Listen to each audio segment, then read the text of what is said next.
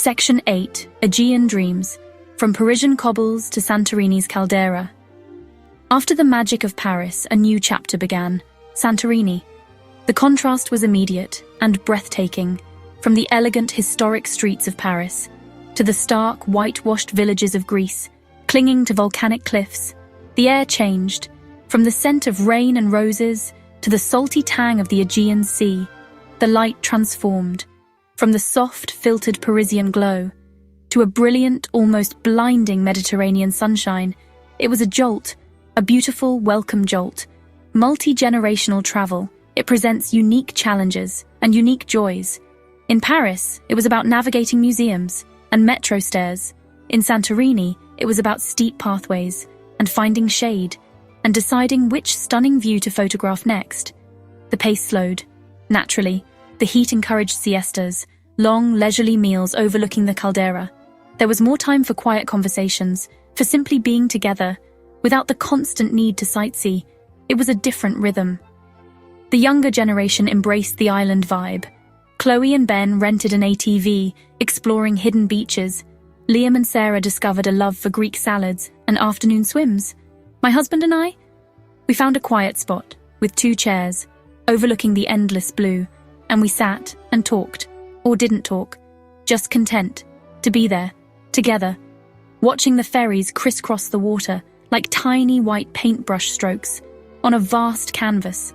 There were moments of pure magic, a sunset cruise around the caldera, the sky ablaze with color, sharing Mercedes and laughter as the sun dipped below the horizon, a family dinner at a cliffside taverna, Greek music playing, the stars emerging one by one. These were the moments when the challenges faded and the joy of shared experience shone through, brightly, clearly. Santorini was a gift, a beautiful sun-drenched family-sized gift after Paris. Section 9. The Unfolding Map. Love, laughter and lessons on the road. This journey, Paris to Santorini. It was more than a vacation, it was a tapestry, woven with threads of past and present, love and laughter, challenges and triumphs. 30 years ago, Paris was our beginning, a private whisper between 2 young lovers.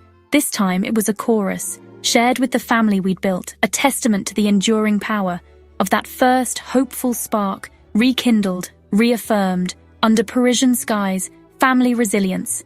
It's a funny thing, you don't always see it in the day-to-day, but travel has a way of bringing it out. The small compromises, the shared problem-solving, the ability to laugh, even when someone's lost the map, or the luggage, or their patience. We weren't perfect, far from it, but we were together, and we figured things out, supporting each other, annoying each other, loving each other, through it all. That's resilience, in its most beautiful, chaotic form, the transformative power of travel. It's real. It changes you, even if just a little. It broadens your perspective, opens your heart, reminds you of what's important. Stepping outside our routines, immersing ourselves in different cultures, it shook us up in the best possible way. We returned home, not just with souvenirs, but with new memories, deeper connections, a renewed appreciation for each other and for the beautiful wide world, waiting to be explored, enduring love. That's what this was all about, really. The love that adapts and grows and weathers the storms, the love that finds its way back to a Parisian courtyard after 30 years to say yes all over again.